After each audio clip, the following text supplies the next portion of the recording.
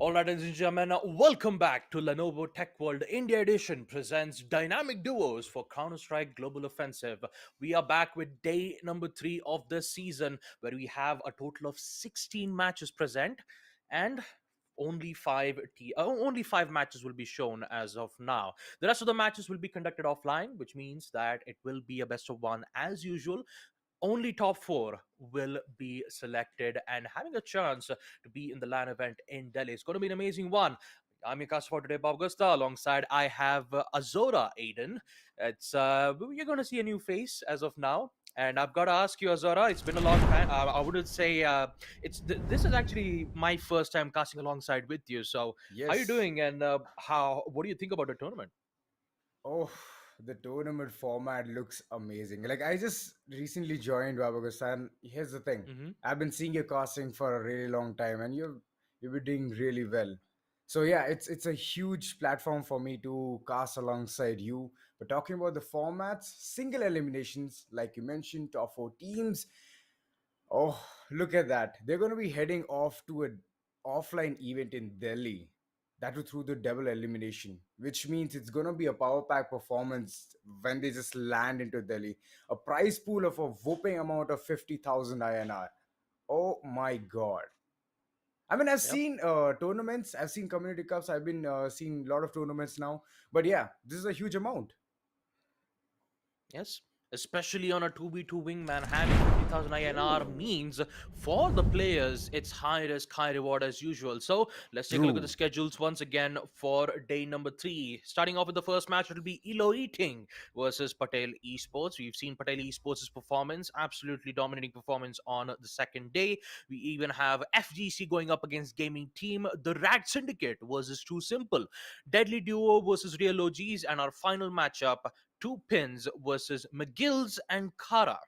It's actually an interesting name Ooh. because it's actually a really great name though. But all in all, I'm very excited to see that out of total of 100 teams competing in this tournament, now we are back with a total of 16. So 16 into 2. I'm actually really bad at math, so I'm just going to go with a total of 16 matches, which means that we don't have a lot of we don't have a lot of teams yet. I mean, slowly but True. surely we're going to reach all the way down to top 4, and that top 4 teams will be in the LAN event in Delhi, which will be a huge thing for them because they also have a safety net, double elims, double elimination. So if they lose their first matchup, they still have a chance to come back in the lower brackets.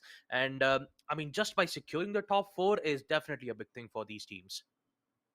True. I mean that sight or a relief when the teammates get what double eliminations. Even if you screw up the first map, you can go ahead and uh, go for the other teams, wrestle with them, come up, emerge victorious over and over again. But yeah, why to take those risks when you know your aims are gonna hit right? You know when you're gonna capitalize a place really well. So yeah, that's one thing, Babagasta, which I guess all the teams should know, and they need to give their 100% in the initial phase itself. Mhm. Yep. Now, as we take a look at the map veto once again, Lake is banned as usual, and Cobblestone will be the map being picked from both Patel Esports and ELoEating. Let's not forget single elims, best of one. The winner of this will proceed into the next phase of round number 8. So let's not waste any time and jump right away with match number 1. It's Patel Esports on defense, ELoEating on attack. So let's proceed with the pistol phase itself. Two P250s followed up with flashbangs and decoy. Currently, we will see the T sides only having one utility, and it will be very precious. Decoy? Actually, no, it's not a decoy, it's a flash. That will block some certain lines of sight. Information will be given, not quick. Once again, Oh, beautiful shots from Goran all the way towards Chicken Coop. And with the information being given on the bomb, it will be a very difficult situation for Iz to secure this 1v2 because his information has already been given from the P250, oh, but a good headshot could put himself back up on a major oh, deficit. Oh, good shot too from the P250. 2 kills, and we will see ELoEating starting things off by winning round number 1. ooh, there was some quick shots. It was just like a showdown 1v2 scenario. But yeah, Ace just played it really well. He held those angles really well, and wow, what a performance by him. But yeah, coming down to round 2. It's again the same scenario, but a really nice Lil I can see in the hands of Element X. There's some element of surprise over here, Augusta. Element of surprise it is. Information widely been given, so Patel Esports knows that they're already inside near CT. The only thing that the only thing that they could do right now is just the element of surprise, or maybe play in post plant. Unfortunately for Patel Esports, they don't have any utilities, no smokes, no flashes, only pure gunplay. Unfortunately, both of their location will be given away. And I kind of like how ELoEating are, currently playing. They're just playing side to side instead of holding both players holding long angles. So even if True. one of the players do ended up getting in a trade out, you still have the other team to trade it back. So this whole matchup will be heavily relied on trade games, and if Patel Esports keeps losing those trades, then I'm pretty sure that ELoEating might come very strong in the first half itself. Okay, it's just a glass cannon scenario over here, Babagasta. Look at Not Mhm. Quake. He has that op in his hand. He's just relying sheer on his aim. If he connects, he connects. If he doesn't, I hope he doesn't, because it's not gonna look good for him. Talking about this round, they are currently just playing sneakily, gonna be heading into side B. Reaches, exchange some shots, but Gauran, he's having one corner. Element takes one kill over here. Not Quake is out of the scene. Gauran is only with 6 HP. He's gonna still be able to clutch this. Amazing round from the side of Patel Esports. They somehow managed to clutch it with mere 6 HP. Yep, 6 HP remained, and Goran stayed strong on map Cobblestone. This is definitely the round that they were looking for. Because this was True. bonus round from ELoEating, and now they just continue to go on Oh! towards the aggressive. Easy, my goodness, what a peek and a shot right through the head. And now Gorong, he's all by himself once again. He has smokes to at least give him some good amount of cover, forcing ELoEating to have less amount of information, so he will be in the good positioning. But unless and until one of the players gets traded Ooh. out, instant info will be given. So Gorong needs to be very precise with his shots. For Mars, there you go, utilities being used, flashes. Oh! Won't be able to get the shot, an element just checking corners everywhere to make sure that the whole side is clean. And ELoEating, they are progressing the side very closely and cautiously. I mean, they do have an upper edge here, Baba Gasta, because you know the pressurizing situation when the plant is down from the side of terrorists. So it's like a very pressurizing situation, and that just cut shorts the edge from the CT side. Even they will be well equipped, but yeah, they need minimum 10 seconds to just defuse the bomb because they don't even have a defusal kit. Yep, kits, no smokes, only a dig and a dream to put this Hmm. match back on track for Patel True. Esports. Only 50 seconds, so ELoEating, they're using a lot of their precious time, and their location will be revealed very quickly. Now this heavily relies on Patel Esports' headshots, because if they secure one and not get traded out, then this will be potential winnings. But looks like Oh! they are currently caught in a very wrong place. Goran comes back. He will fling back with a one beautiful headshot. Can he guess the second? No. AK's reload will be done. A lot of time being wasted. And now we have to see, is he clutch this round? He is very low on HP. One shot is more than enough. And Goran is just playing it very patiently. Smokes to block lines of sight. No information, but the bullet will give away his positioning nonetheless. All the way towards Fountain. Not a lot of time left. Oh, through the smoke. He sees the player all the way towards the chicken coop. And with that ELoEating, they are just they're just reading Patel Esports like a book. That's right. The way they're gunning each and every person down, it is just one heck of a sight to see. Because, yeah, it was just Deagles the previous round, but Esports had a really bad economy, but somehow they have managed to bring in those M4A1s. But Goran, yet again, he's gonna be having those low HPs.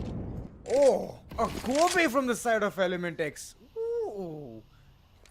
That Yep. was one hell of a shot. Like the way he just ricocheted the bomb. Ah, Hmm.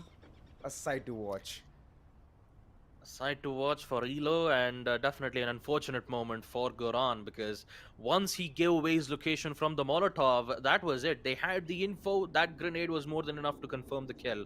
And not Quake, he's definitely not going to be happy about this. No flashes, no nothing. Only an M4 that was silencer. All it requires is just patience, trigger discipline. As soon as his location is revealed, an Oh, element will make sure to get that headshot. There was some glimmer of hope from Patel Esports, especially from that trigger discipline that they did. But yeah, ELoEating, they are checking every single corners. They don't want to have right. those ninja plays being made from Patel Esports. And I'm pretty sure that a tag timeout or maybe a technical timeout will be made. Yep, I'm pretty sure it's a technical timeout from Patel Esports. 1 to 5, the whole first half ended up with ELoEating just outplaying Patel Esports, especially with their peaks. They're not going in for individual gunfights. They're just moving in as a team. Like smokes are present, Right. even the flashes are just placed up so well. They're even removing players from the chicken coop very quickly. Day one and day two, we didn't get to witness this a lot on in these matchups, and now we are seeing Patel Esports currently facing major problems from their end, and not only just losing a lot of rounds, they're also losing their economy too, which means that they are forced to have rifles without having any Kevlar armors, without having any, you know, diffuse kit, even more so, Right. no smokes and flashes for them to provide immense amount of support because ELoEating, they're just pushing as a team, like both of them, they're pressuring them so Right. quickly. And it's that is difficult for Patel Esports to bring it back. True. I mean, look at the utilities Team Elo Eating is having. Smoke, mollies, flashbangs, grenades. So I don't think so. Like each and every corner can be easily checked in with those nades, with those mollies. And one-way smoke, we saw the previous round itself. Like the way they Hmm. placed it, the way they capitalized those positions. They, like you said, Baba Gusta, they're moving in as a team. They're moving in as a duo, not as an individual player. So the angles they get to peak is uh, correct me if I'm wrong. If I would just take out a math or an Excel sheet over here, if I calculate it, it's going to be 4 cross 4.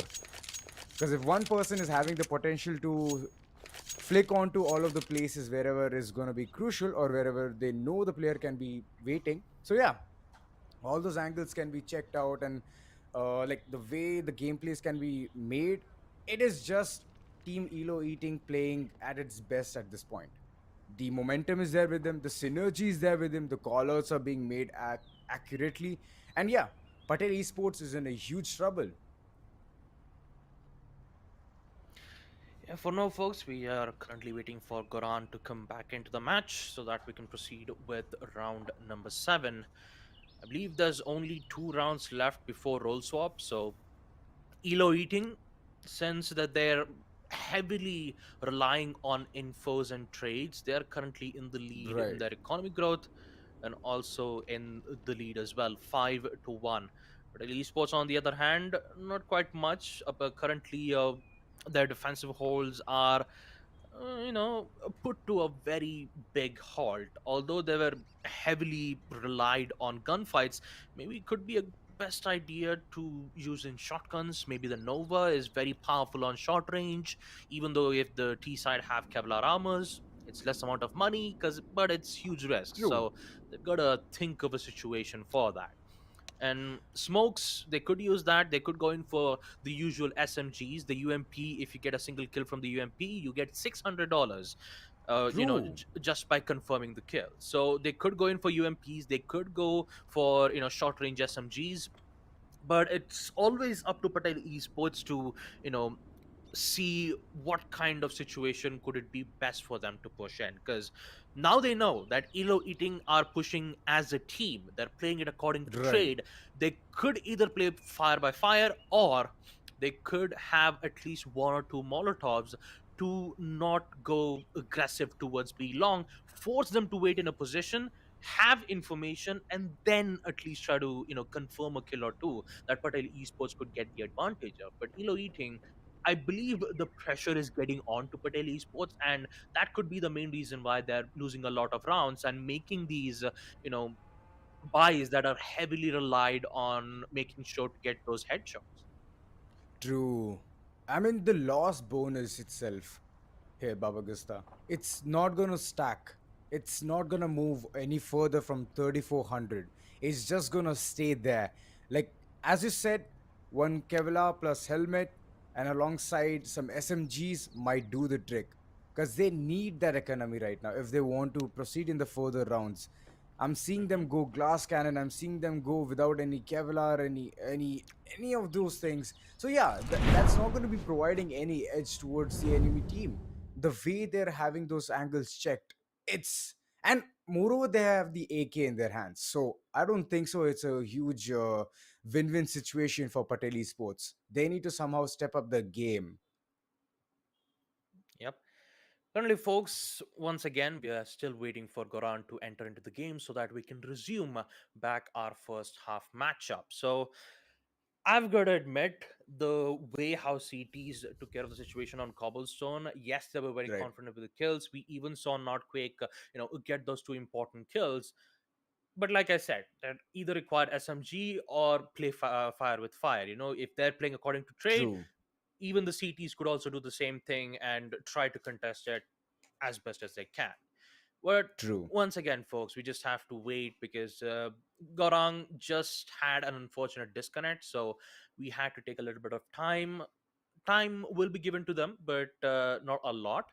And I'm pretty sure that if Gorang couldn't be able to connect at a longer time, things could end up on a 1v2 situation. Maybe I don't know just yet. Maybe Gorang must have had a lot of internet issues, so he'll be back. True. But when it comes to the scorecard, folks, it is 1-5. Patel Esports are facing major issues, and True. I'm hoping that they could come back with making sure to fake utilities. Maybe try to play the utility game from the T side. If the T side wastes a lot of utilities, then it's a good sign from the CT side, knowing that they've wasted a lot of flashbangs from their end. So they could think about that, or they could just go guns blazing and just hope for the best. So round number 7 is a go once again, 1v2. Oh, Beautiful headshot from Notquake. There goes Element with it. His guns what? too. Oh, beautiful shot.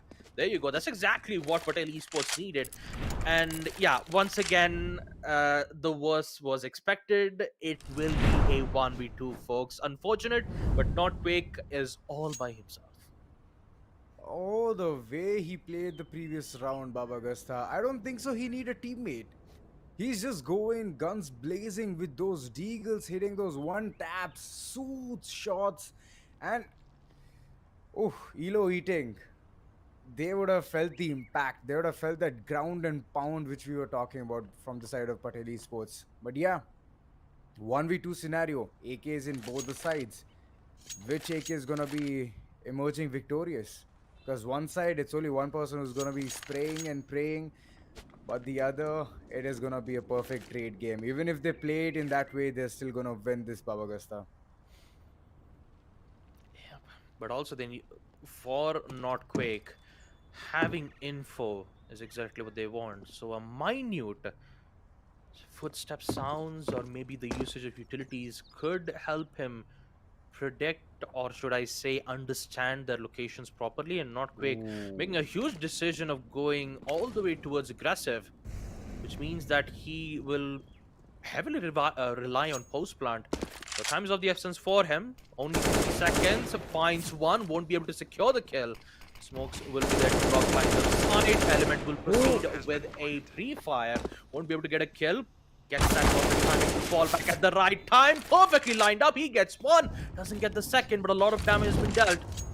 This could be the make it or break it chance for Notquake to secure this kill. But the main problem is both of them are in low HP. One shot to body is more than enough to secure the kill. Who will it be? It will be Element. Oh. Ending the first half on a 6-2 scoreline, and ELoEating will end things off with a huge lead. 6-2.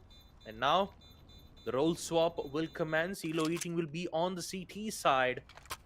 But for Patel Esports, I've got to admit, it's a 1v2. They're already at a man disadvantage. Right. And the only thing that Not Quick do is just rely on his pure gunplay skills, just like we saw from that Deagle run. Right, and the way all the players were aligned in the previous round, Baba Gasta, somewhere I had a fear. I was thinking, you know what? If these shots are gonna align, I don't think so. Elo Eating is gonna be even able to survive that. Oh, a beautiful ding coming on the head with that. Oh, not quick is gonna be shutting. He's just shut down. Not even like he's tried hitting those shots. He did land one, but yeah, exchange game it is. Yep.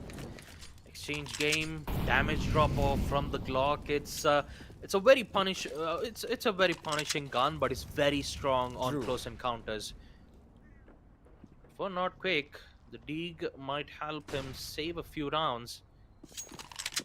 Good information though, but for Not Quick, finding the information first without giving away his positioning Right. is the only thing he could do at the moment. That Takes a jump down will damage of definitely one. get.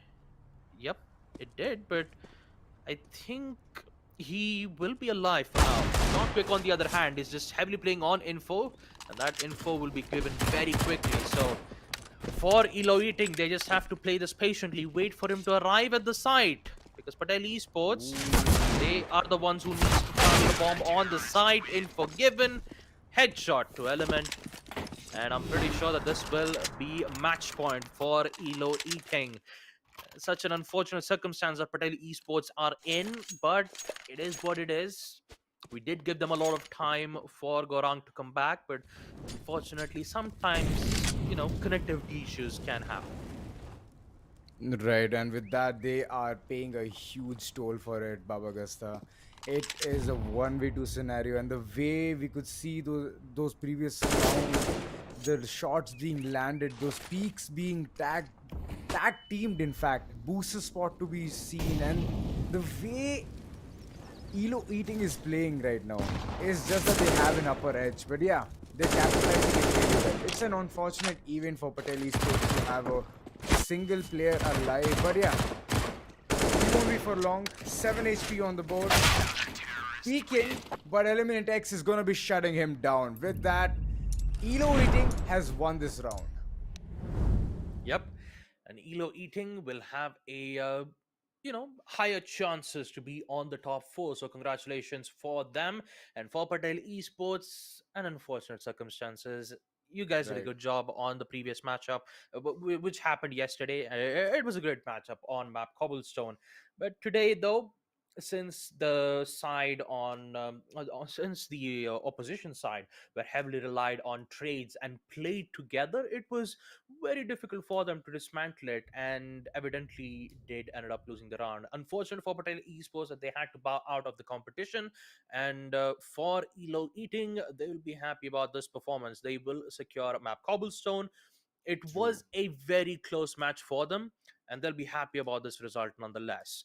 First match already completed, which means we still have four more matches to go. FGC versus Gaming Team, RAD Syndicate versus Too Simple. The another match that I'm very curious to know: Real OGs versus Deadly Duo, and Two Pins versus McGill's and Kara. ELoEating, the first matchup, we will see ELoEating proceed into the next phase of round of eight. And in that round of eight, if ELoEating secures their final match, they have the perfect spot to head in towards the Delhi land with a total prize pool of 50,000 INR. So this is actually a True. huge thing for ELoEating because they are one step away to closing things off, one step away to having that free ticket to the LAN event in Delhi. And also, folks, make sure to subscribe to our YouTube channel for much more tournament content, and also make sure to check out our newest laptop, Lenovo Legion 5i Pro. Link is in the description below. Everything when it comes to socials, when it comes to the product of Lenovo Legion 5i Pro, is just an amazing laptop to look at, folks. Just check the link in the description below. Make sure to follow our socials as well for much more content in the near future. But now, coming back right into the game itself, the first match is already done, and I'm pretty sure for Patel Esports, they've had a lot of ups and downs. I'll give them that on short cobblestone. True. But nonetheless, ELoEating, they've played true to their game. They played heavily towards strategy wise. They played heavily towards information game, and they did ended up securing that round. So it's just a huge W for ELoEating. Right, even the utilities were just amazing. The way they placed it, one way smokes were coming in, double peaks, and those crosses being maintained. I mean, everything you need to see in a 2v2 was there in the previous match, except for the unfortunate event where Patel Esports had just one player down. Like, so unfortunate, but yeah, 1v2 scenario that didn't get the better out of ELoEating. They still played at their level best, got those perfect exchanges, got those shots right. Oh my god, headshot. Oh, 100% from both the sides, both the players of Patel Esports. Mm-hmm. One side to watch. Yeah, even though they had major difficulties from that, and we will see Patel Esports at least have a higher chance of success rates when it comes to securing headshots. But since they were playing on CD side first, and T side always have the major advantage when it comes to getting headshots with the AK-47, yeah, Patel Esports were already at the major disadvantage to begin with. This let's True. and let's not even forget about the info game that ELoEating were playing accordingly. 10 kills to Element X, Izzy with a total of 5. 50% and 80% headshot rate to Izzy too. Izzy was just on point with his shots, even while if he's getting information for the team, giving boost on the CT side, or even much more providing smokes and flashbangs to block important lines of sight. He was doing support and fragging both at the same time. You've got to admire Izzy Right. for that. Element, on the other hand, is just on point with his shots with his AK. 78 ADR, 67 ADR. And with it, folks, that would be the end of the first match of day three.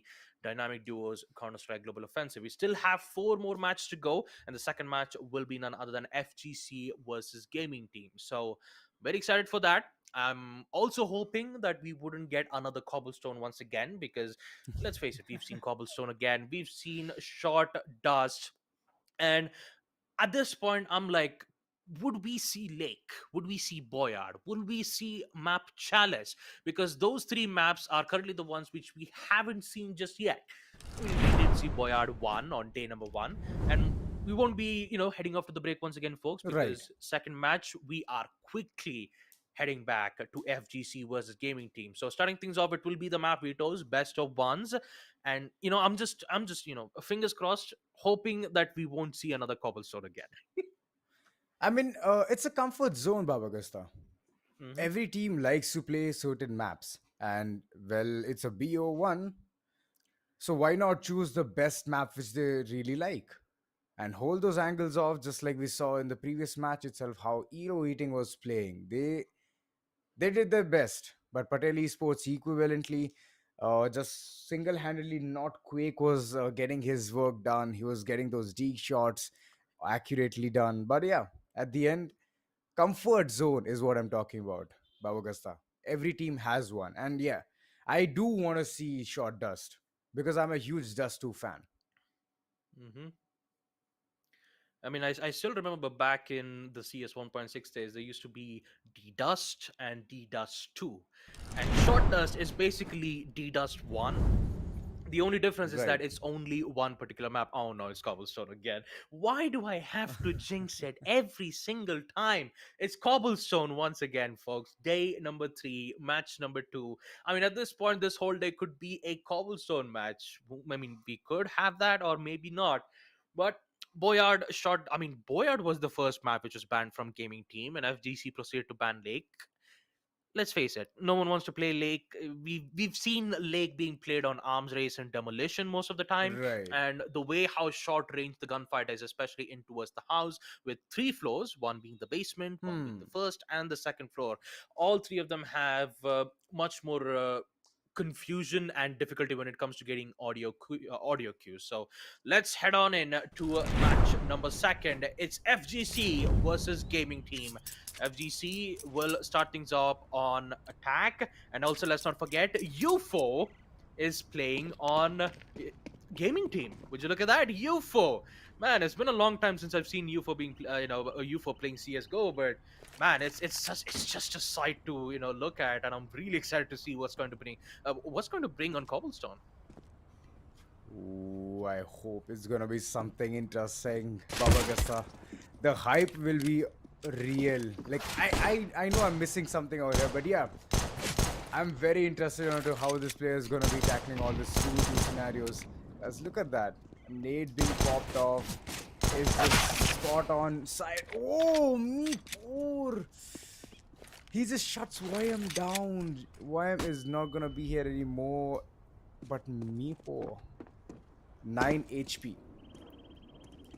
Yep, This they have nine they HP. already have the access to the site, but then the angles being short, the the connectivity somewhere. It's just low HP, but ooh, Dope Singh with his 2 headshots finishes the round. Amazing. Wait, I had a dilemma there. I was thinking, okay, fine. If he peeks a little bit more towards the right, he might be shot down. But the way he capitalized those jiggle peaks and he just went in guns blazing, 2 headshots, and that's what seals the round for FGC. And for FGC, they're definitely not wasting any time at all. B long push is already made, and Vayam fails to capitalize the trade. And knowing that it's an SMG in close range, it's best to get info because it's been blocked with the smoke grenades. Yufo, on the other hand, won't be having any problems at all. He's just going to give the weapon back. I mean, the important gun that he would need to hold his ground. Galil at that.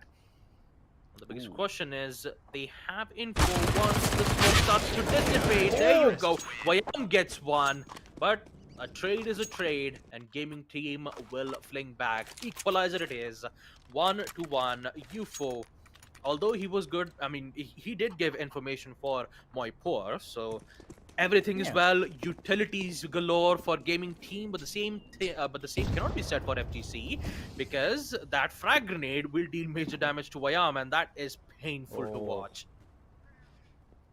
UFO is holding such a cheeky angle. He's just waiting for those drops. But then, yeah, he could have waited for a bit more longer. A Molly is gonna be popped off. Oh, forcing the player to come down. Dope Singh is gonna be shut down for now. With that, Mao is gonna be up with his M4A1. Shuts YM down. Ah, slowly the tides are turning here, Baba Gasta. Oh, the play is being made over here. The utility is being thrown, forcing the opponents to come down, push down, jump from that angle. You know, you're very vulnerable at the point of time when you're just jumping down. If you land those headshots, you're lucky. But then, yeah, there's still a 50-50 chance that you won't be able to. A beautiful nade here. Slowly, slow and steady. The utilities are working so accurately. Oh, flank was coming from the side of Yuko, but no, he was shut down in that same spot. Moy and Topsing, the last 2 men standing. It's gonna be a perfect duel over here. Angles being held, C4's being picked, but then Moy is just gonna be coming over here, getting those perfect shots, taking that AK for the next round, seals the previous round. All it requires is just info, C4 being picked, and next thing you know, no info at all from FGC. Unfortunately, here comes UFO. Shot grenades galore, Oh. 2 kills. That is UFO, folks. Gaming team. Just beautiful. Just beautiful to watch. Grenades, Molotovs, just UFO knows how to hold his ground in LT, man.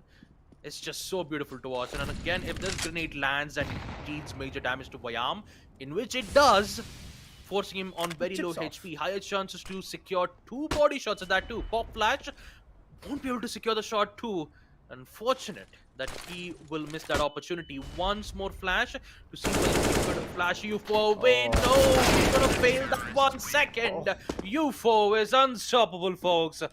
5-1. He is unstoppable right now. And Moipur on the other hand is like, you know what? You take care of LT, I take care of B long. We'll just work hand in hand. You use whatever utilities you want. And FGC on the other hand is like, how can we deal with this? Grenades utility has been using non-stop.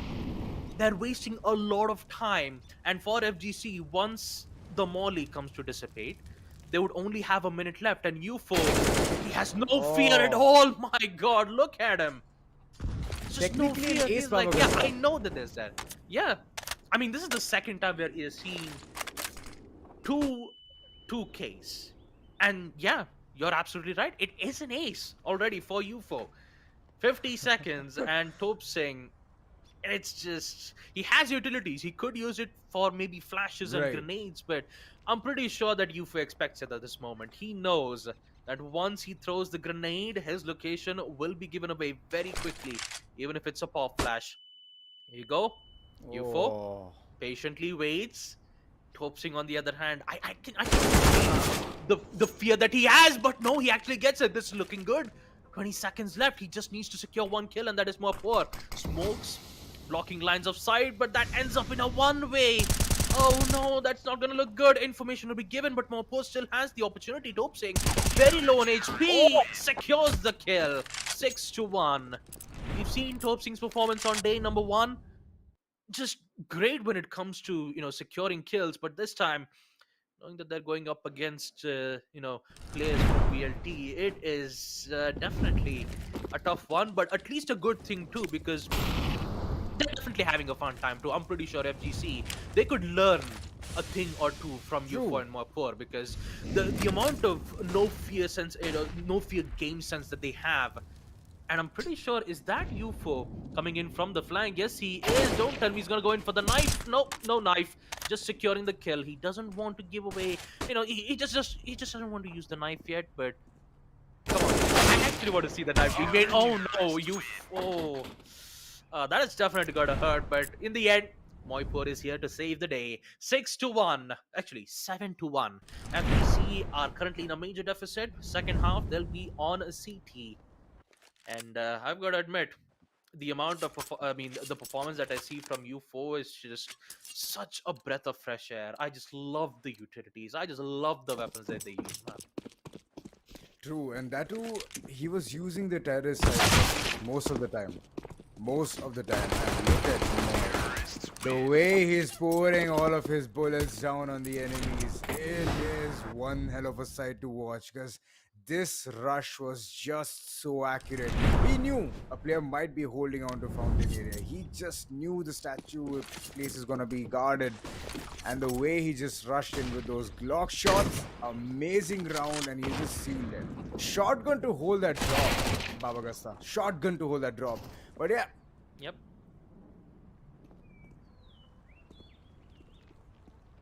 look at Just them one player charge in. left. I don't think so anymore. Baba Gasta, I don't think so it's gonna be anymore. Gaming team. Man. What a round, back to back. The way they had the momentum. Oof, UFO. I mean, the hype was real. Hmm. Well, now we know why UFO is considered to be one of the best players in the India region. That is for sure, folks. For VLT, man, that was such a a fun game to watch. But for the side of FGC, I've got to admit, kudos to you guys. They did try the level best. They did try to push together as a team. But once Right. the aggressive plays that were seen from gaming team and the the counter utilities that were given from UFO and Moipur, it was very difficult for them to contest in those important gunfights. But all in all, a great effort was made from FGC. So, gonna applaud for them. They've done a really great job. But True. all in all, when it comes to a high stakes competition, winner takes all. And unfortunately for FGC, their journey comes to an end. Gaming team, on the other hand, they will be in a round of eights, which means they also have a chance to be in the Delhi LAN. Super excited, and I see they really cannot wait, because not only do we have UFO, we also have teams from Reckoning Esports, we also have team from Enigma Gaming. So it's gonna be a wild tournament in Delhi LAN event, that's for sure. But yeah, all in all, FGC, great attempt, good plays. We've seen some, great shots being made from Top Singh, but True. again, credit where credit is due. But for FGC, they have to bow out from the competition. Gaming team, on the other hand, powerful play, powerful presence, powerful all the way from starting to end. True, even the utilities, oh my god. Every single time, grenades, mollies, forcing the opponents to drop down, somewhere giving them, the option to either burn or just drop down and die. So it was just one side to watch. And the way gaming team just capitalized each and every scenario, it was one heck of a one trip ride, I would say. But yeah, overall, 9-1 scoreline on the board. Oh ho ho, Moy with 10 kills. 10 kills, Baba Gasta, and UFO 9. I mean, they were going neck to neck. Yeah, double digits for Moipur.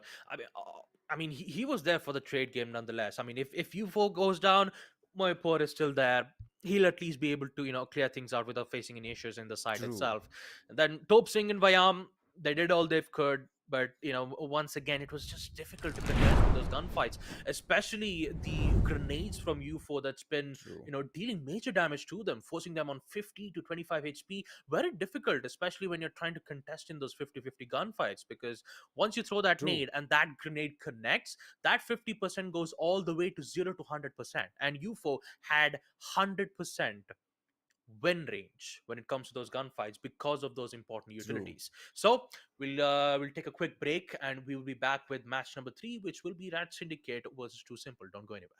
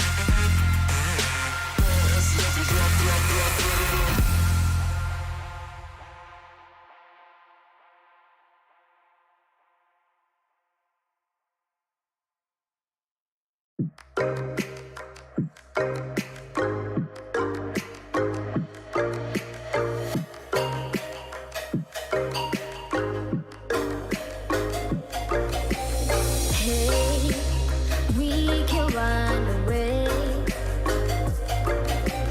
You say you want to. You wanna go back, wanna go back. You wanna go back to a place where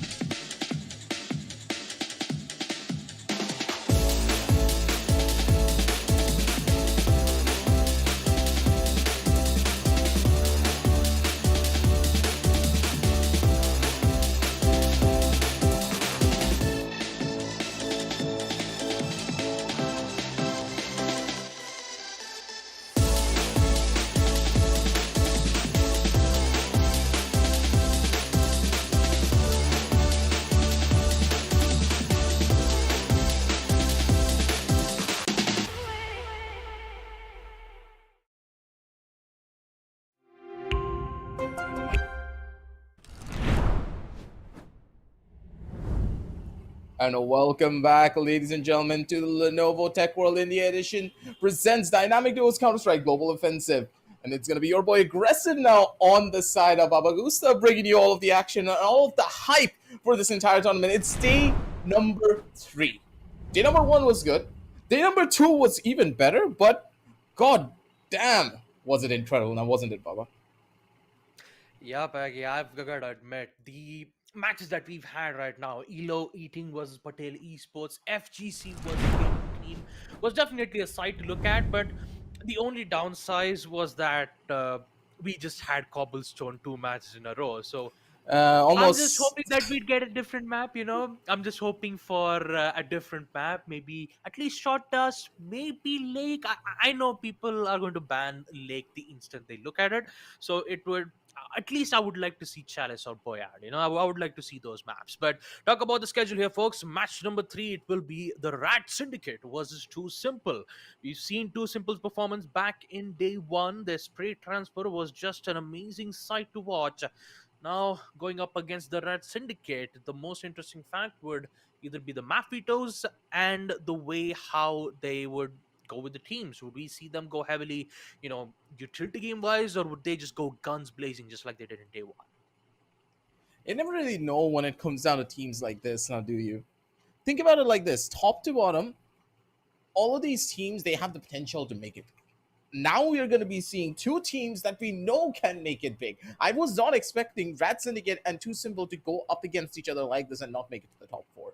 If it was an individual basis, I would not know who to put up. Too Simple, they showcase their prowess through all of the matches that they have played, but RAD Syndicate on the other side, they have people who we already know to be very massive in the sea. Wow. I mean, it's Paradox. Okay. I'll tell you this much. I'm pretty sure that Paradox heard our calls. Baba, Paradox probably watched the stream and he's like, yeah, I'm going to do it for you, Baba. Don't really worry about it. I'm going to ban Cobblestone. I'm going to ban out Short Dust. And I'm going to take them over to Lake just for you. This is your special treat, Baba. Cherish it, because this is probably the only gift you're going to get until the grand finals.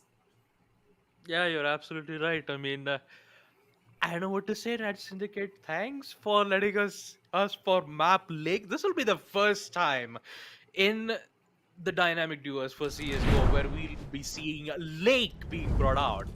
One of the most unorthodox competitive 2v2 wingman, which will be an interesting one to look at though, because for Too Simple it's an easier one for them to gain access to, and Sway instantly has information. Too many Denial angles. is in, and just like that, Nick Ace will definitely be at the major deficit, but at least his presence is unknown. So he could go in for the usual plant, but his location is given away all the way from the long side. So if he needs to plant the bomb, he needs to go from the basement. So he needs to remove at least one, and he will do exactly that. Good shot, but Paradox is still there all the way towards long to deny it. And yep, that's the thing about Lake. If you have one player playing on long range and the other to deny plant, from the CD side, it's going to be hell for Too Simple to deal with this. How do you even try to counter a lot of these strategies? RAD Syndicate, they kind of came in with a game plan, especially with the movement that Paradox is employing.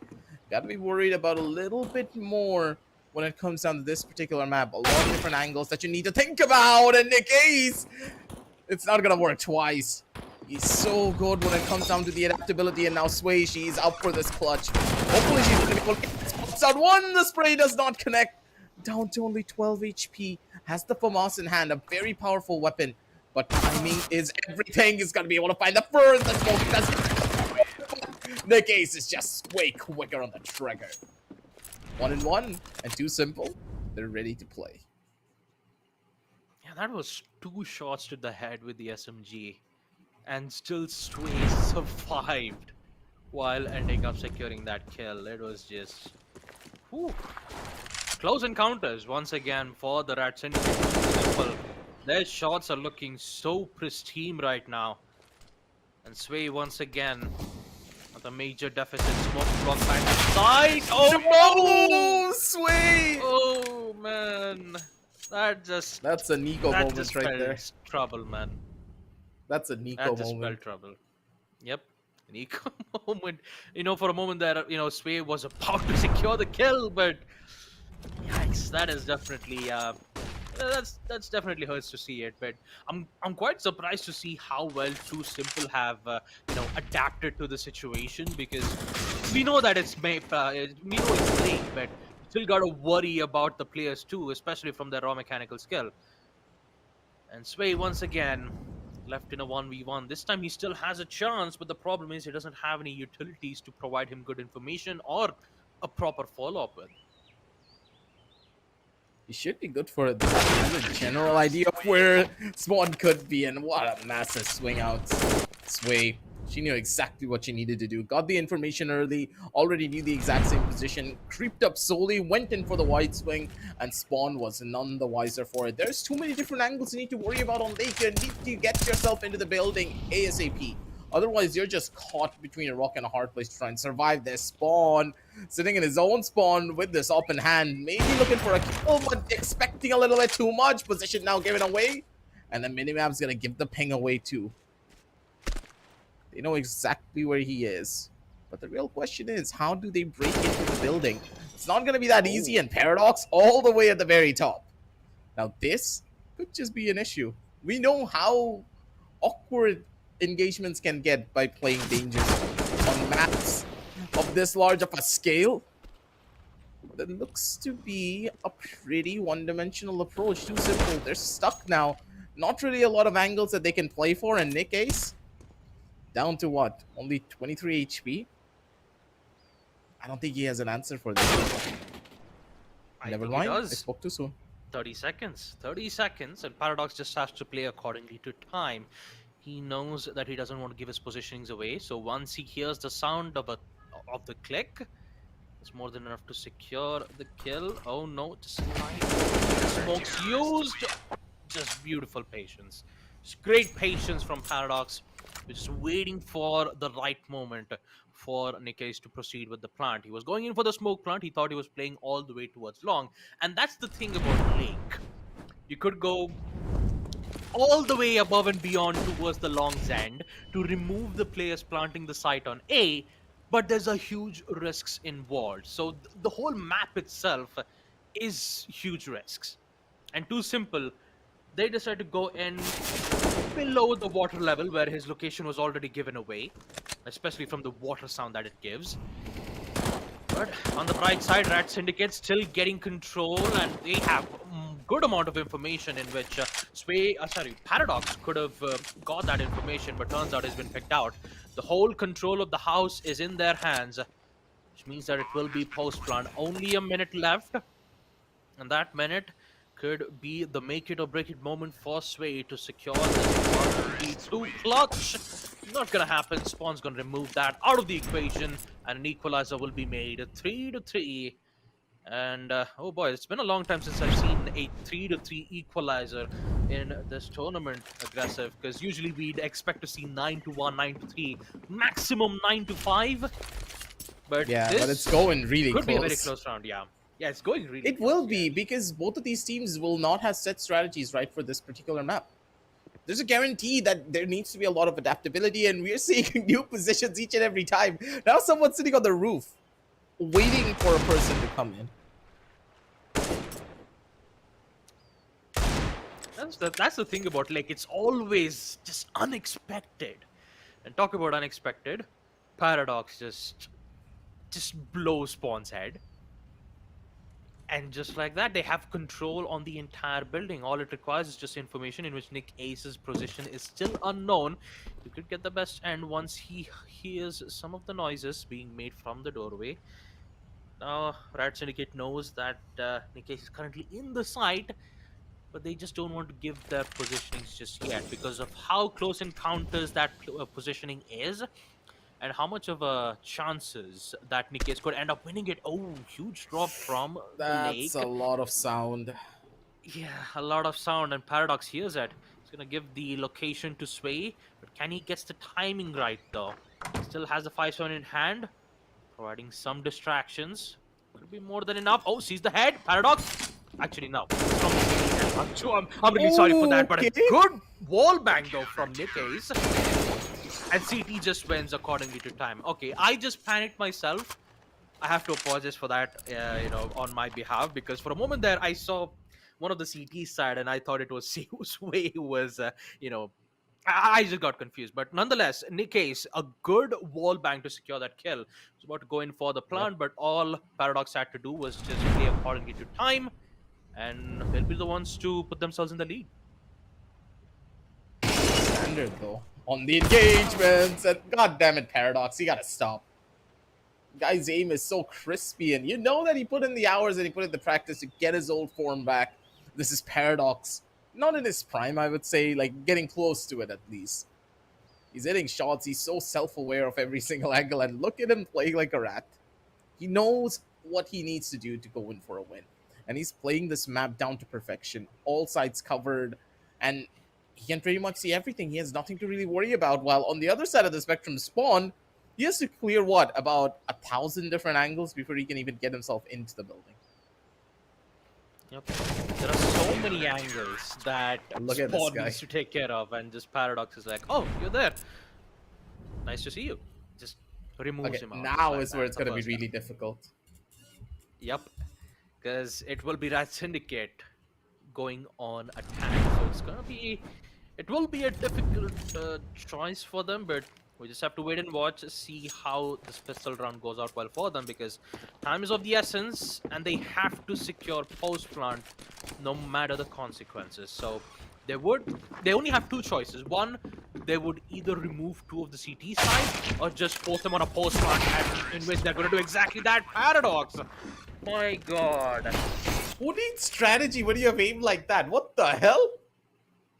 Yeah, he's just solving the paradox equation. That's what's happening. It's just he had some I mean, the minor equation was part of he it. just had some minor mistakes with the equation. Now he's just he got it all set up in the second half, and now he's like, all right, I'm about to wake up and choose violence. Seems as though Sway's gonna choose violence too here. But I do believe she's gonna be careful enough not to die out a little bit too early. Paradox waiting for the different corners that he could expect. Timing is everything here. Not really finding the angle, but Paradox has the flank. And beautifully done. Look at that pincer. Paradox from the top side while Sway is wasting time from the bottom.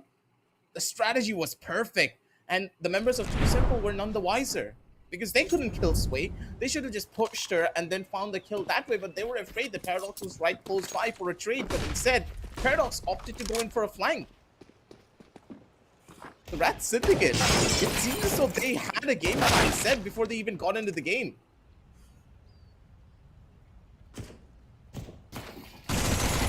Point is just Sway securing his first prey, removing Nikkei's off the play.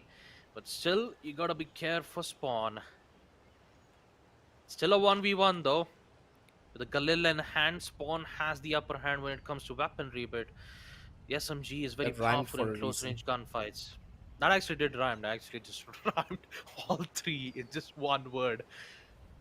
Yeah, grenades galore. I mean, they have grenades and Molotovs. He could use it to his best advantage. Maybe a smoke, but he's trying to get some information out of this. Spawn, on the other hand, playing it very safe. He's going to hear the plant. Plant it is. Info! And there it so is. where's Sway?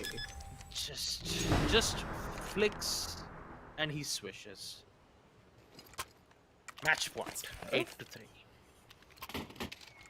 You can tell that this is much more of an experience differential. We know how good the members of Too Simple are, but this map just has them stumped. If you haven't played this, if you're not expecting people to go up on this particular map, you are not going to have fun. Sway again, readjustment was perfect. Nikkei is completely caught off guard. And that's been the case in a lot of these different situations. The members of Too Simple, they just don't have an answer to what the members of RAD Syndicate are bringing down to the table. They're getting dropped each and every time. Their bodies now littering the floor. And with Too Simple, with their last man standing being Spawn, he has the world on top of his shoulders now. To get this clutch is to keep yourselves alive in this tournament. There are still no more second chances. You either go big or go home, and Paradox is going to be the one to send him back home. Too Simple are now out, and Paradox and Sway, they move it down forward. Beautifully done. Yep, beautifully done. They will be at the round of 8s, and once again, just one more barricade to just plow through and secure the top four spots in the Delhi LAN event. It's going to be huge, though, folks. And also make sure to check out our socials on our descriptions, and make sure to check out the laptop from Lenovo Legion 5i Pro. Everything is in the link in the description down below. Go ahead and check it out. But yeah, talk about the third match itself. Man, amazing match. I just loved. Yep. And for the first time, I'm actually seeing Lake being brought up, and it just put to great use. And it really shows Sure. how confusing it is when it comes to not only gaining information, but also the amount of positionings that both the T's and CT sides could be in. So at this point, it's always about mind games. It's always about luck on who's going to find the information first. And that's what Sure. makes that map a very unpredictable, map. And that's the main reason why it gets banned more often. And usually, when you see maps like Cobblestone and Short Dust, it's always linear. You don't get to see Yep. the usual maps like where it has three floor stage, where most of the players from the side of CT can just be on the roof and just get every single information towards the side, all the way from CT to T. That's the thing about Lake. It's unpredicted. There's a lot of angles that you need to be careful of, and it's always unpredictable. But all in all, we did get to see how you do get to play on map Lake, especially from Paradox's performance from the RAD Syndicate. Too Simple, on the other hand, they did give a good fight to, especially on the first half. They played to it accordingly.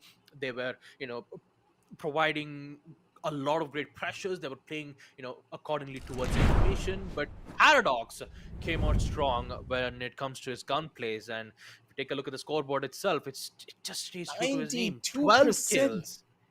Yep, 92% headshots with 12 kills. And if you take a look at Too Simple from Nick Ace and Spawn, 8 and 4 kills. A job well done. They did hold their ground on the T side, but they started to fall apart once the second half came into play. Yeah, they just couldn't get a read on what RAD Syndicate was trying to do. Too Simple tried to push up a little bit too far, giving away too many positions, and they were not able to cover each other's bases, and that's completely fine. It's expected, right, Baba? Because you don't know this map that well. You don't know how to play together as a squad on this particular map. And that's the thing. Adaptability will come into play from one particular team rather than the other. At Syndicate, they knew how to adapt to this map. They had a slight understanding of what to do here. And if you remember yesterday, Baba, I was telling you about this, right? Where I'm pretty sure the team that will be able to make it to the grand finals will be the team that have the other maps under lockdown. Because in the best of 5, you need to know how to play these particular maps. You have no choice. You need to play it. So if that is the case, if you do not know maps like Lake, Chalice, and of course Boyard, you're gonna be in a very bad spot. Too Simple, they fell into that trap. And RAD Syndicate, they're the ones who sprung it. Yep, absolutely. That's the thing about the newer maps, because if you have to, if you want to be on the spot to be in the grand finals, you've got to learn other maps too. Maps like Cobblestone and Short Dust, sure, it can help you in the starting amount of rounds, but once you get in towards the lower bracket matchups, once you get in towards double elims, you have to change your maps no matter the consequences. There could be a high likeliest chance that both Cobblestone and Short Dust will be banned out. So you have Sure. to focus on other maps too. Chalice, Boyard, Lake, those 3 maps will be very important, especially on the grand finals and lower brackets to proceed with. But let's just forget about the past. Focus on the present, because we just have to take a short little break for match number 4 to commence. So we'll be right back after this.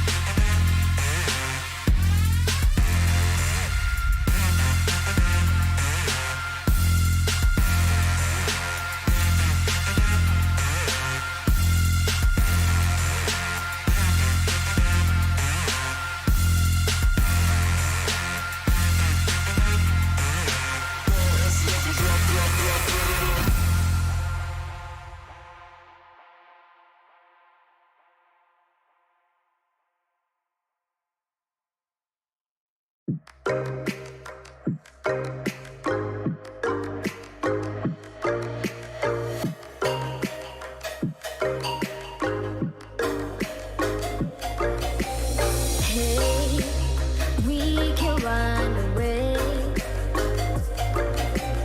You say you want to.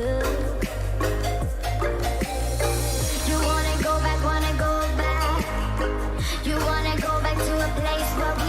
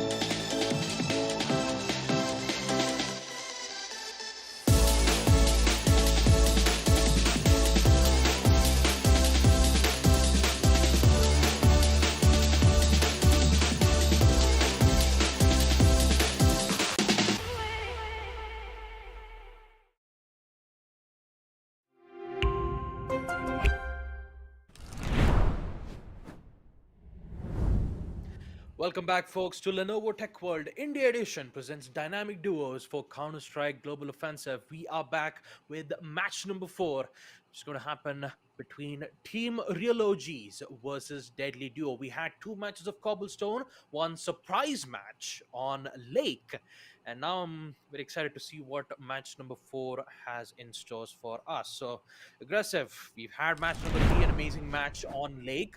As we take a look at the schedule once again, we've had a total of 3 matches as of now, and we are going ahead with match number 4. Real OGs versus Deadly Duo.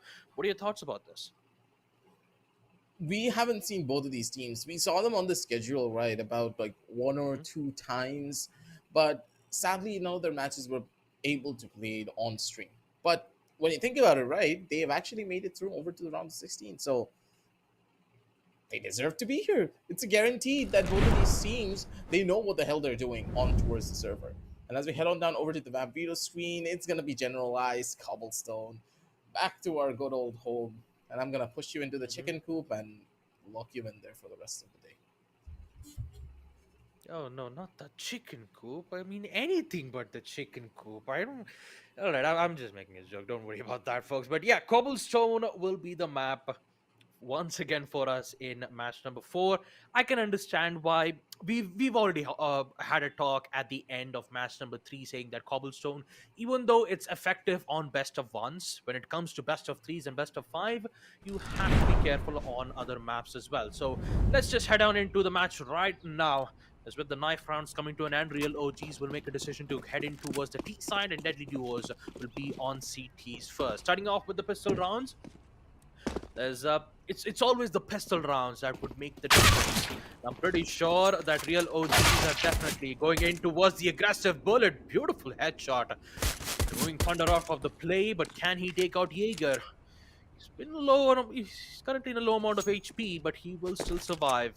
And once again, it's just the intel gains. The only difference is, can Deadly Duos Nice win? No, shot. it will be Jaeger to remove bullet, and just like that, Real OG start things out with a bang. Clean, quick, and simple. That is how you make it happen. The real OGs are just so good when it comes down to those takes, but Deadly Duo, wait, the member is their Bullet and Buster? I Oh wow. mean, come on. Hmm. You know these guys as well. They are phenomenal household names when it comes down to the CS scene from back in the day. They lived and breathed this game for the longest amount of time. So if the real OGs are able to take this map away from Buster and Bullet, they deserve to be on the Grand Finals, guaranteed. Like, this is one of those teams that can make the distance just purely based upon experience, and Buster playing it smart. He needs to run on back, and they're playing for the buddy system. But the real OGs, they have a timing for it and an understanding. One towards the side of spawn, here comes the play, and Bullet just walked into the Yeah, it's an eco round from Deadly Duo, so they did try the level best. They did try to play accordingly to time, but Real OGs, they will secure another round in their pockets. 0-2. And once again, I do have to apologize because I didn't had any information regarding Bullets and Buster, but yeah, I'm really excited to see what's going to happen in the second half, because in round number 3, it's all full buys except Deadly Duo will be facing a bit of an issues. No smokes, only flashbangs. So if Buster gets caught out, Bullet won't be having any support because he doesn't have any utilities whatsoever. So he'll currently be in a bit of a trouble, but the M4s will at least help him in engaging long-range gunfights. Here comes the smokes, flashbangs, immediate control towards CT spawn. Every single utility is being used to remove the players out of the usual choke positionings. And here comes the reply from Buster. Good shot. Hunter off the play. Bullet misses the shot, and Jaeger Bullet! gets away with the kill. That is definitely gonna hurt. Grenade, beautifully timed. Makes a lot of damage to Bullet, but makes a lot of damage towards Buster. Still see alive. Molotov once again. I just love the utilities from Real OG, forcing Buster out of his positioning, but it's not enough.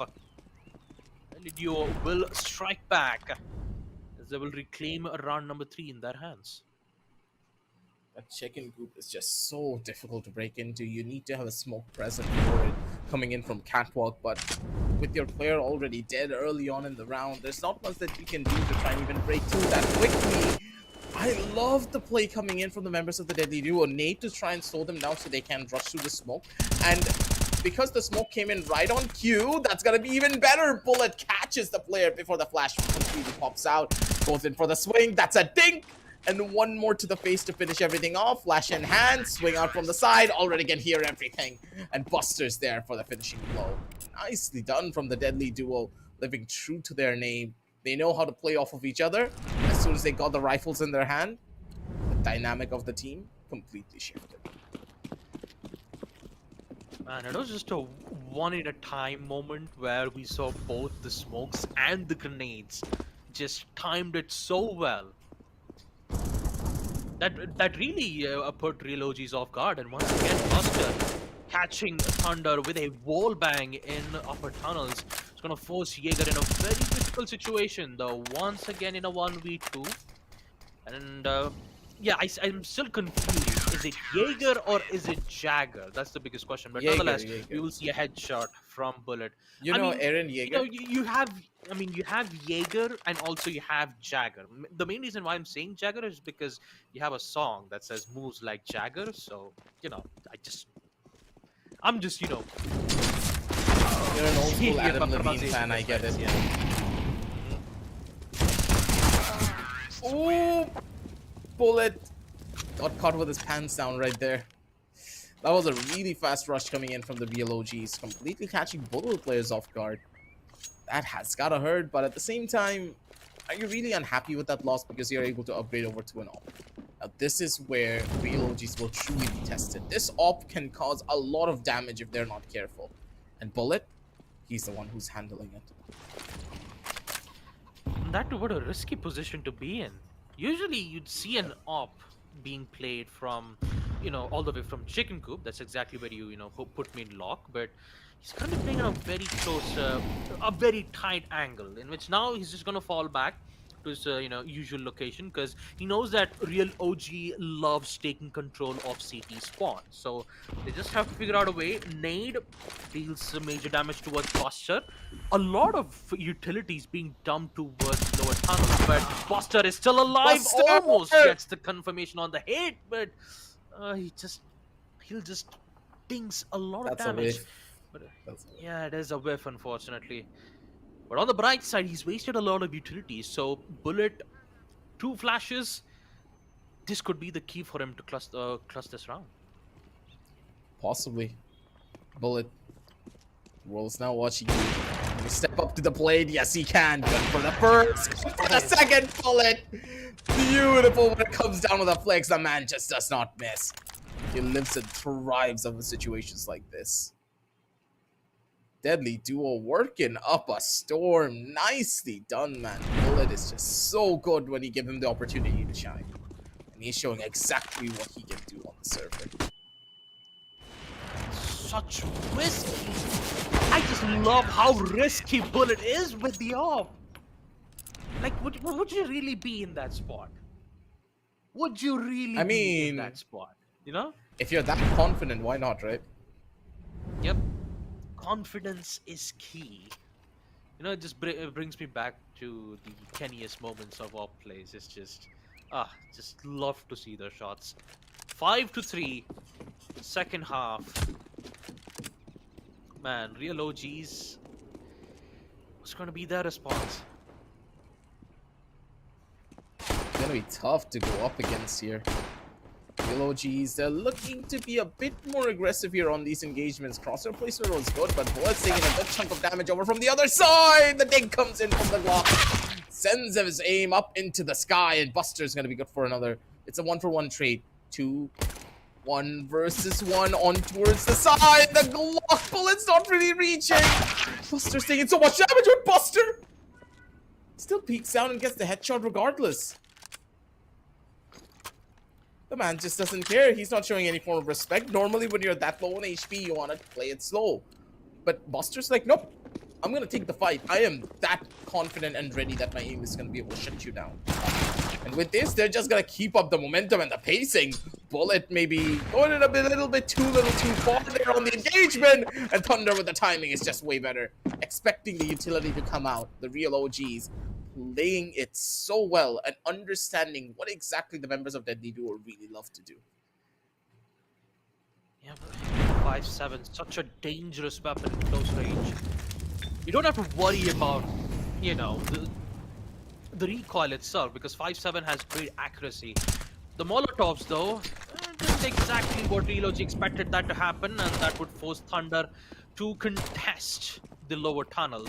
Deadly Duo has that control, but the CZ failed to use that opportunity to remove the player. And once more, it's a good frag. A trade will be given, so Mcg110 will be in his hand up against the silenced Jaeger, who will be contesting long-range gunfights, though, because he'll be the one who's going to be having much more advantage on a map like Cobblestone. Smokes will be used, mainly used as a distraction, and could go all the way towards B long, but he needs to be very silent. If he gives away his positioning a single bit, he might end up losing the whole game itself. So unless and until he has the information, it's going to be Oh my tough, god, that was a flick but from Jaeger Bullet. gets away. Yeah, Jaeger Bullet gets actually away. hit the headshot. Man, Good even god, the that shot with was the really P252 close. was just even the shot from the P250, the way how you saw the CT jump, it went through the log and it did end up winning, but oh, Thunder. Oh man. Tries to replicate exactly what Bullet did first. Yep.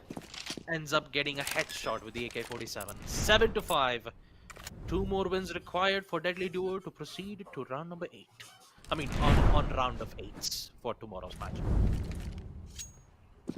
Still got a long way to go to make this one work out for you. Bullet, look for the flash. The Molly's gonna catch him, but the smoke is placed a little bit too far forward. They can rush on through this Molly as quickly as they would have hoped for, but a lot of angles being already given. Jaeger got for the first, but traded out immediately. Buster with the AK is just a dangerous force entirely. They have to worry about a lot here because now Thunder, he does not have a weapon. He only has a 5-7 in his hand. Good for maybe one headshot at the bare minimum, but even that will be difficult. Buster working around from the back end, and we can already see that Thunder, he wants this from us. But is he going to be able to pick it up? Not exactly. Reload's going to give something away. The flash is going to be good. Swing out from the side, and it's going to be Thunder. So beautiful with the utility usage and the timing. He gets away with it. 7-6 in the real OGs. They're putting up a good fight. And honestly, both of these teams, they look to be equally matched. Equally matched, and the stakes is on for real OGs and Deadly Duos. Utilities games are just going so strong, denying the attackers push from B-long with the help of Molotovs and grenades. Should have forced Bullet and Buster all the way towards the backside, but they decide to go in towards the aggressive. Huge mistake, or is it though? Trays being made, and Bullet requires just one shot in the head. A dream, can it happen? No, denied instantly at the hands of Thunder. Down under. 7-7. Equalized aggressive. High likely a chance that we could see OT rounds that could end up in a huge competitive, I would say intense, or sort of tense or even fierce. Possibly. Especially when you think that the members of Deadly Duo, they are stuck with only semi-buys, and that nade's gonna completely seal the deal. Yep, this is gonna be tough. One deek to the face is all that they need, and the deek is not gonna be that simple to hit. Crossfire is even more beautiful. Thunder's already in position to try and come to save out his buddy. Gotta live through this one. It is a 1 versus 2. The trade could not happen. Thunder is not in place, but the timing is everything! What the hell, Bullet? What are these guys when it comes down to their deeks, man? I will never understand this. You have a rifle in your hand and you're missing all the shots. You give yourself a deek and suddenly you're hitting one taps out of absolutely nowhere. Wow, and that shot really scared me, man. Wow, it expected a Huge big headshot like that. But currently for real OGs, they are currently facing a major issues unless and until Oh, this flank is so Thunder good. just No! steals the strike. No, no, no, no, no. No, it does not. Oh no, Bullet gets one. Can he get the second though? He has the info, but the smokes will block important lines of sight. Flashes. He might play the waiting game. That's the push. Oh, he does. What? Bullet missed the jump. Bullet missed the jump. Oh man, the shot. Which means we're heading to overtime, folks. The first time in the series we will be seeing OT on map Cobblestone 8-8. All it requires is 2 wins back to back from either Deadly Duos or Real OGs. And the match is on. All utilities, every single weapon will be placed. All it needs is just one simple mistake from either of these teams that could take advantage of. Let's see what's gonna happen. Nades being used, smokes being blocked, and it's just Deadly Duos who needs to make their next play. We're so close to get this victory, but small mistakes here and there is what's really costing them. Raw mechanical skill can only take you so far, and we talked about this. And I do believe that Deadly Duo trying to shave off that rust against a team like the real OGs, it's not really working out as you would have expected. The understanding that they have and the fact that they've been playing constantly, it's what's really giving them that edge. The crossfire is good, but Buster with his aim is just even faster. The shots are perfect, and Buster, the crosshair placement was gorgeous too. They went in for the buddy system, but Bullet didn't even get a chance to shoot his gun. Yep. It was almost an accidental team kill though, but he is still he's still fine. But there was a slight chances for him to end up in a collateral damage, and Bullet, my god, too aggressive, Jaeger! Just hearing the footsteps of a running Mac-10 just destroyed Bullet in just how much? In just 10 seconds? Rolled it down. Buster is all by himself. Won't gonna happen, which means it's all a reset. 9-9. And once again, it's OT number 2. And I'm pretty sure that it's... this is always the exciting one, you know, the overtimes are always the best ones because you'd never really know whether if Deadly Duo has the advantage or will it be real OGs. And it's so equally balanced in a way that sometimes T's win the map or sometimes it could be Deadly Duo. It always relies on this one specific play. Thunder decides to go in for that spray transfer, but unfortunately it could not. They have the op in hand, and so is match point for Deadly Duos. Can it happen, or will real OGs make a reset? Let's find out. It's gonna be a tough one for them to break into, especially with the CT side being such a breakthrough of an issue. They need to break their way in, and that's a good headshot. That is so much damage already being given. The nades being thrown. Buster's gonna be good for the first. Buster with the spray does not land, but he already deals the damage. 9 HP and a dream for Thunder. Good for the first. He's still able to live through it all. Swing out from the side. No. Bullet misses a shot. Still has a naded hand though. Chuck it up, and Kobe doesn't really get it. Still has the timing for it though. Has the angle. Has the positioning. Just take out the Glock, buddy. Do a run and gun. Do anything. The opposite answer here. Just take out the Glock. It could have been a different story. Buster did all of the work, but Bullet just could not finish the plate. Deadly Duo, they're making some mistakes here.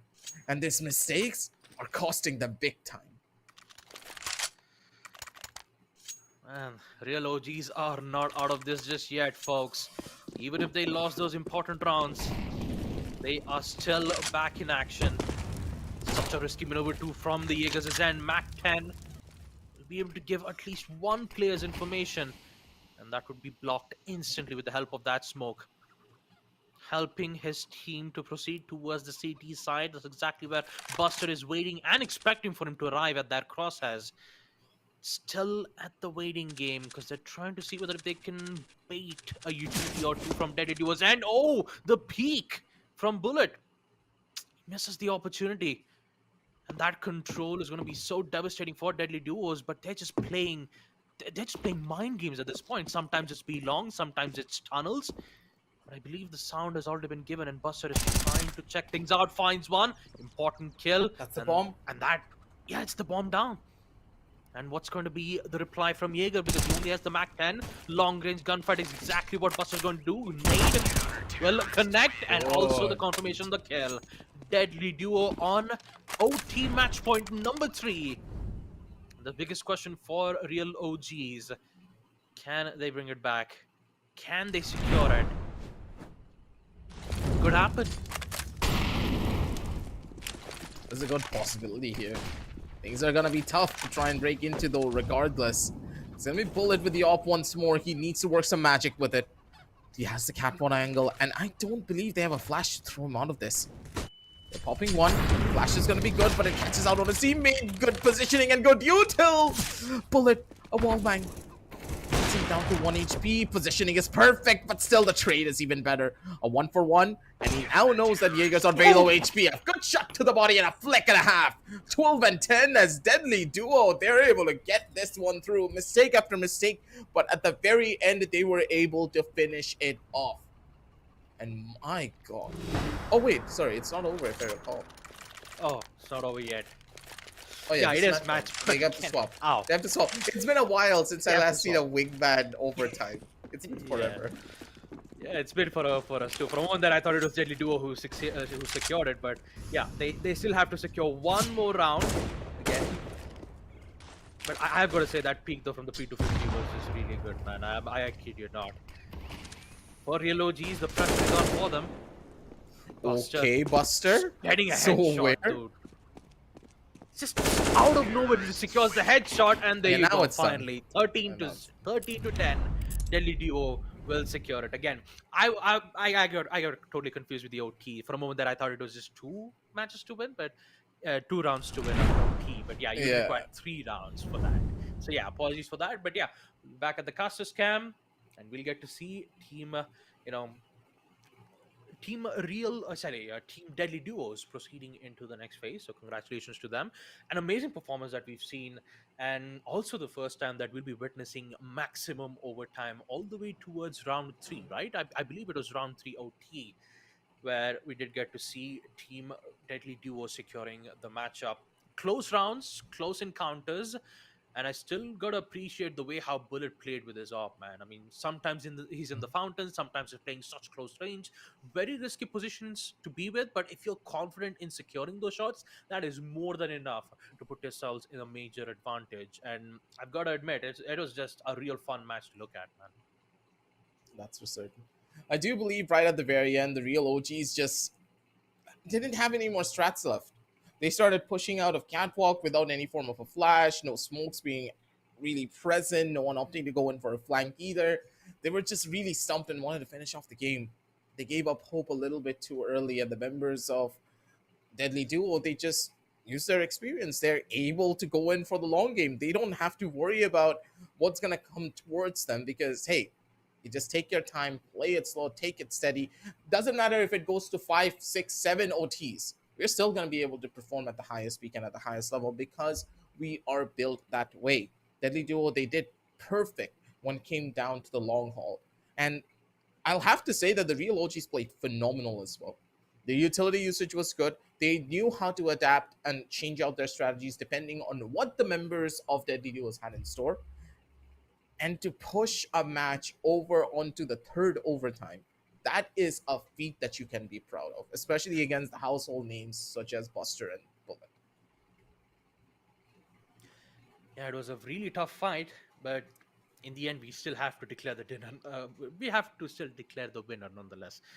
So real OGs, great performance that we've seen from them. Good utility usage too from their end. The grenade was just on point. They were dealing major damage from the single use of utilities themselves. Sometimes a single grenade itself would just put Deadly Duos at major disadvantage. One player being at 50 and the other being at 75.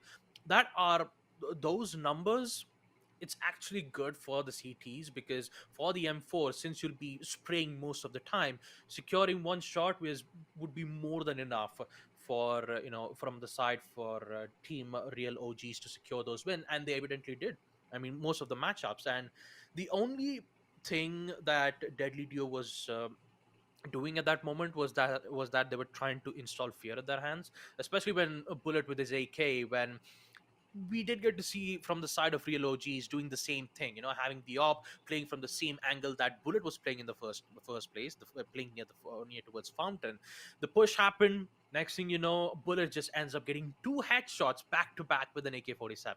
It's just like this literally shows that even if you do play in that similar position, even if you do try to make this imitate or mimic the same plays that your opposition did, there is highly clear chances that the opposition might end up securing those kills with just using some minor weaknesses. Because being in that position, you need to know both the ups and downs of that situation. Because once you're using the op, if you miss the shot, then the T's can just roam all the way towards B long stairs, where immediately you would not only lose the control, but you can also lose the positionings for a trade as well. So there's a lot that you have to think about. And op attempts from real OGs, I'm not gonna lie, they've done a great job.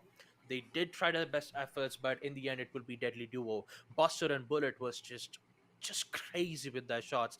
As you cannot wait to True. see on the scoreboard to see how much percentage did we get to witness on the headshot percentage. Let's take a look at that right now. Maybe 80, maybe 90% headshot from Bullet. I believe, yeah, it's actually a little bit 47. less, 47, 47, mainly because it went all the way He was a towards wop. third OT. It was third OT, so since it did ended up on 13 to 10, if it was 9 to 1, 9 to 2, we could have a major increase towards headshot percentage. But this was a very close match. I do have to give a huge applause to real OGs and Deadly Duo, man, both of them. Yep. They both played their hearts out when it came down to this matchup. Buster coming in strong with his experience, but a couple of whiffs here and there, but that's completely fine. You're trying to get yourself back into gear, and right at the very end, they were able to finish off their plate. Deadly Duos, they deserve to go to the big one. And I do hear from our producer that we're not going to be jumping into a break whatsoever. We're going to be going directly to our next game because we were not expecting this to go this long into OT. So we can see Hmm. the schedule right in front of our screens. We got to keep the ball rolling on this one. Two pins versus Mcg1LLzZz and CARA? McGill's. I guess it's McGill's. McGill's and McGill's. Kara. I'm pretty sure McGill's is going to give us the chills that we need, but we just have to wait and watch for the map vetoes and the game to How commence. long So are you yeah, working on we that? have our. I would say just 5 seconds. I mean, I saw McGill's and I was like, yeah, I got chills just by seeing the name itself. So yeah, final match, folks, for day 3 on the Lenovo Tech World India Edition presents Dynamic Duos for Counter-Strike Global Offensive. 2 pins versus McGill's and Kara will be the final match. And the next day, we'll be able to see the round of 8s, where those 8 matches will determine who will be those lucky 4 teams who will have a chance to be on the LAN event, which is going to happen on Delhi, folks. So make sure to stay tuned to our socials. Link is in the description below. And also make sure to check out Lenovo Legion 5i Pro. Everything, link is in the description Down in below. the Go ahead and description. check it out. Everything.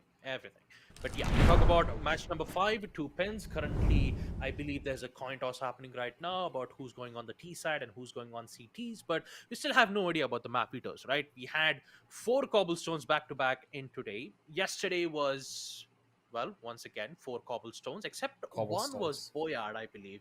Yeah, it's just cobblestones everywhere. You just cannot, you just cannot. Whenever you see a stone, it'd be like, wait, that's cobblestone. But And yeah, we yes, just got it's once more yeah, it's cobblestone. it's cobblestone once again. The producer just give You us a know the meme? surprise. But yeah, yeah. Uh, you know the meme where everywhere I go, I just see cobblestone. This is the entire Yeah, man. tournament. If I get a total of 6 cobblestones, I would get a furnace. God damn it! But I'm yeah, done. I mean, just I'm leaving just you just here. just straight off, I just like how Tupins just decides to ban Lake once and for all. Just if you just like, we don't want to engage these high ground, low ground potentials. We don't want Lake. Chalice and Boyard, there was slight glimmer of hope, but That was already banned from McGill's and Kara. They just want to go as standard as possible. They do. They want to go, you know, full guns blazing. So let's see what's going to happen in this pistol round. McGill's and Kara on the T side, and 2pins on the side of defense. The only thing that they have to worry right now is to make sure that they get strike in every 8 rounds, or else it could end up being in favor for the T side. Cyclone over on a very powerful position, but the girls, okay, Benzene just so aware of the angles, casually catches out Kara as he was trying to jump on down. This will be a pretty difficult one to run into here, McGill's. Over from the side, maybe a swing out as well. Could just be able to just get a catch here on the side. Nothing really happening on either end of it. They need to be careful of how they want to approach these engagements. A jump down, 2 pins already in. And McGill's maybe good for one. Doesn't really find the shots, and the reposition is going to be perfect. Movement even better. Cyclone jumps him down, and that was a pretty clean pistol round, I would have to say. 2 pins. They're showcasing a lot of discipline. No real forms of over-aggression, and the utility usage, not really there just yet, but we're going to be finding it out. If they are a much more utility-based team, or they prefer their gunfights. Yeah, well, we're about to find that right now. 2 Mac-10s, one's already been eliminated. Actually, it's from Cyclone who gets that kill. Immediate trade will be given from McGill's, and just decides to not go all the way towards B long stairs because he's expecting Benzene to be in that position. So that is a very risky one. Information will be given, but it's Mac-10 not really that great in long range, so the FAMAS will definitely help him secure those rounds. 2 pins on the other hand, they will get 2 strikes. And for McGill and Kara, they will be having a lot of problems on round number 3 because they just bought Mac-10s with Kevlar armor, so they'll be forced with an eco buy in this round. These angles are so good as well coming in from the members of 2 pins. They're playing the close quarter combat, and they are constantly switching up their positions. They're not really giving any form of an indication of where they could be playing. And McGill's and Kara, they're now in a crunch spot. They need to try and find a skip over under one, but not gonna happen. Cyclone with the flag. They are not even aware of it. So good when it came down to the push. McGill's already gave the information that, hey, both of these players are already trying to fight me over from the upper tunnel. Why don't you just wrap around from catwalk and see if you can get them in the back, right? Walked up the staircase and just found 2 lovely lamps to just come. Beautifully done. That's going to force McGill's and Kara to expend most of their utilities, Unaware. but ended up failing. Yeah, very unaware. The smokes really did block so much lines of sight, and McGill's and Kara couldn't get a simple amount of information towards the small place that connects from the lower tunnels. And Benzene securing that kill and also having location on C4's whereabouts will put McGill's on a very tough spot, though. Still has 2 flashbangs. He's much more afraid that there might be a player who could, flank all the way towards the tunnels side. But 2 pins are just taking it nice and slow. They don't want to be aggressive. They just want to keep it safe. McGill's finds one. Cyclone was unaware of McGill's position. What was he watching? I'm not quite sure exactly where. I think he was watching towards the stairs instead of watching from the B-long entrance. But yeah, it was just unusual. But turns out McGill's also gets the second one too, not facing any issues. I'm guessing that Benzene might have had a disconnect, but yeah, there you go. That was a disconnect, and that's the main reason why you would see them bring in timeout. Apparently, apparently it was Cyclone who had technical issues, so he'll be having a lot of time to come back. He'll be having at least a minute or 2 to come back and fix the issues, but nonetheless, 2 pins securing 3 rounds on CT. And McGill's and Kara only securing 1, thanks to McGill making an impressive clutch, 1v2. Now the biggest question is, 2 pins, since they've lost this round, they can still buy some M4s. The same thing cannot be said to Benzene, though. He could buy some Kevlars, some SMG maybe, SMGs, or maybe a Scout. Scout is really great if you're playing towards the chicken coop, but since McGill's will be pushing very aggressively from B long, maybe taking an He's not getting SMG a would be a helmet. good idea. So, okay, interesting. No helmet and an M4 silencer. So you can see how two pins are Actually, playing it as safe as possible, right? They're playing it very safe. They don't want to give McGill's and Kara the bait that they wanted, right? no, it's actually smart when you think about it, right? Why would you buy head armor going up against a terrorist when you know the AK can still do a one-shot headshot, right? It's a waste Yeah, of money. yeah, you're absolutely So right. Yep. technically, you're saving money in that case and able to go in for a stronger buy just by buying the Kevlar only. Oh, he made Yep. noise. And the response will be a Molotov. Cyclone apparently is taking a lot of damage though from the enemy's Molotov, but somehow gets away with the kill. Okay, Cyclone is just.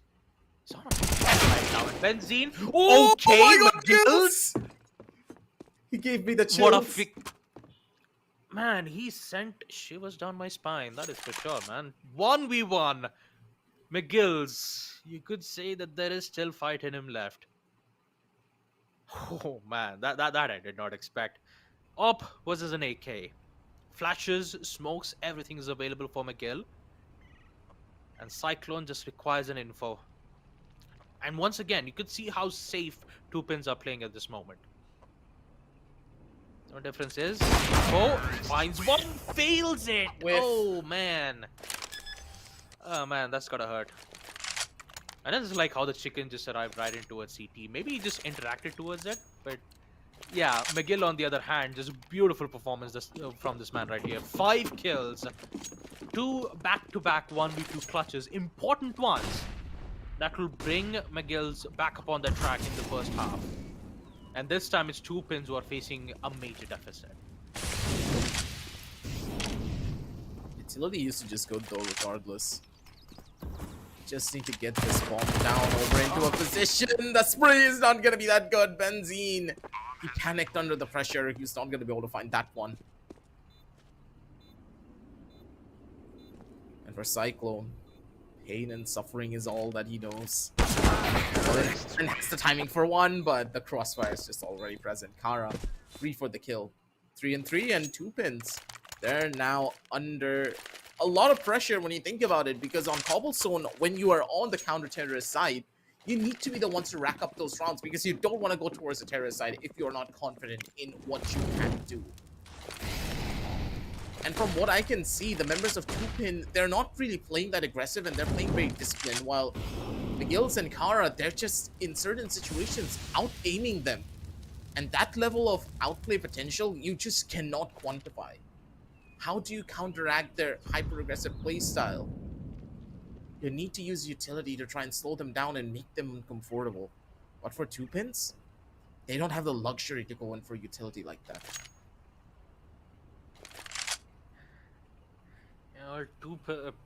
Two pins on the other hand, they don't have any utilities to provide with this defense, so they gotta be prepped and ready with those smokes and flashes and cyclones.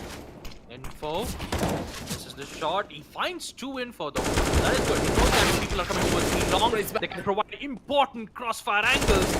McGill is still alive and McGill's, kicking. My man. god. Oh man, McGill. This guy is doing it all, dude. Yep. McGill's is back at it again. Just clutches after clutch.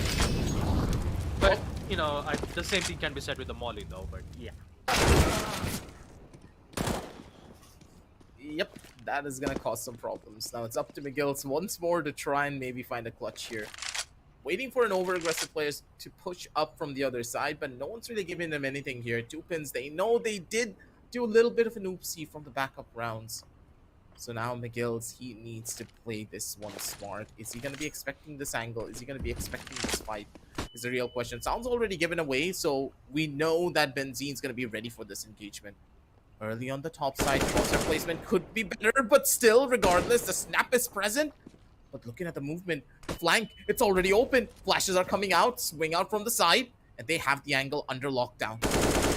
It's not going to be an easy fight to take, and McGill's, he knows that he's royally screwed here.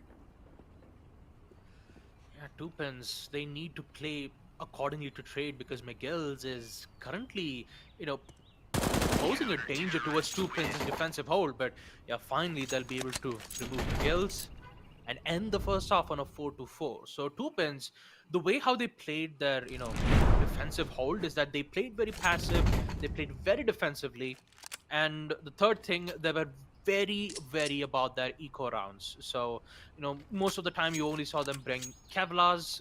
Most of the time you'd see them, get Kevlar armors. But now it's time for two pins to do the exact same thing that McGill did, and that is in towards the attack, and What? that just ends up with two consecutive headshots. The man just when Leroy Jenkins jumped in and then the other guy. How do you explain that? Will Smith It just was came just out running. Oh man. Okay. Okay. All right, McGills. Once again, he could give the Oh, chills. No. oh, no. Oh, Benzine. He just Benzine? flipped. Your wrist okay there, buddy? Do I need to call an ambulance for you? Because goddamn, that was quick. No way, dude. Yes, that was so quick. I mean, at this point, McGill's With and the CARA should Galil. be the one. Yep, with a Galil too, you need two shots to the head to secure those important kills. It turns out Cyclone. Do it once again. One more. No, he doesn't get it. CARA with an SMG to secure one, and it's Benzine once again. Will he apply Benzine to burnt areas towards McGill and CARA, or will it be McGill? No, it is two pins once again. 7-4. Two more rounds required on the side of two pins to secure their matchup in Cobblestone. Boy, oh boy, it's actually fun to watch Benzine and McGill just the headshots galore that we witnessed from the Deegs and the Galil is just so powerful, man. So powerful. Two FAMASas being brought out of the kills. They have not really gone in for saves, and maybe this could be a and the spray is a little bit off. You gotta be careful there, buddy, Benzine. Spray's gonna cost him slightly there, but Cyclone's there for the trade-off. Nothing really to worry about, right? You got your buddy to back you up. And two pins. God damn, you have to give them credit. As soon as it came down to the terrorist side, they were unstoppable. They just won 4 rounds in a row like it was absolutely nothing. The round just starts and it's already over because that's how quick they're taking the engagements. And that is how smart they are willing to play. A little bit of a switch up though this time around. But this switch up could just be a detriment over from the other side. You need to expect this angle over from the bottom end. I don't think they're prepared for it. That's the first. And it's gonna be the second. CARA just walks away with both of those kills. Yep. Really need to be careful though, because even though two pins have secured match point, McGill's can still come back if they win 3 rounds back to back. And Benzine, they're not going to take any risk. They will put themselves on an eco round.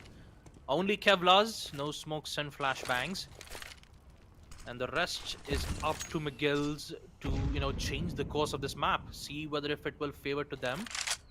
Will we head to OT, or would two pins end things for all? Maybe so. CARA, oh man, I'm thinking CARA is having a technical issue once again from him. So very unfortunate.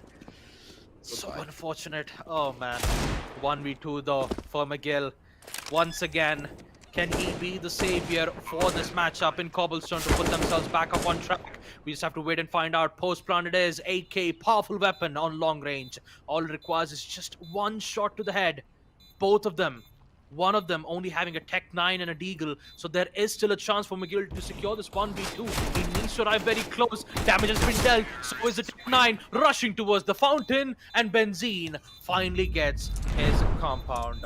The chemical compound. The final match completely done and dusted as we get to see two pins proceeding to the next phase. And unfortunate for McGill's and CARA, as they had a lot of technical issues from their end, but I mean, you had to continue no matter what happens, right? So, Yeah, so true. unfortunate to had happened, especially on match point timings, but we will end another map of cobblestone in a 9-5 scoreline. Impressive performance being made from Two Pins and McGill's.